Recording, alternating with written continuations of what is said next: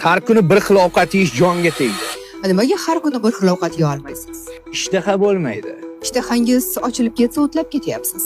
Cho'ntakda ximiram yo'g'u ikki xil ovqatga nima bor ekan endi? G'unajin ko'zini suzmasa, buqa arqonni uzmaydi. Arqoningiz yaxshi bog'lanmagandir-da, Karimov. G'unajin beva, bemor yoki yetim boqayotgan bo'lsa, himmat ko'rsating, qarshiligimiz yo'q. Birovning muqaddas oilasiga burningizni tiqayotganingizda akangiz yoki otangiz nima qilayotgan bo'ladi, hayronman. Ikkinchiga hech kimdan ruxsat olish kerak emas degan qonunni qoida qilib olgansiz. Va shu bilan halovat topyapsiz. Shunchaki tungi mehmonsiz. Mehmon soxta. Sizniki tabiiymi? Tanangizdagi hammasi soxta-ku. Erkakni operatsiya qilingan go'zallik bilan ishontiryapsiz. Olgan maoshingizni birinchiga bersangiz baraka bo'ladi. Ikkinchisi doimo rasxod. Shuning uchun ham kreditlaringiz ko'payib ketyapti.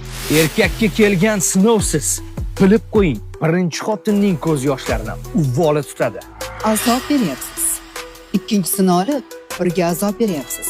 Yana kerilib qiz o'stirishingizga nechi? Shu qadar ko'payib ketyapsizki, afsuski opamiz yoki qizimizning kelajagidan xavotirga tushyapmiz.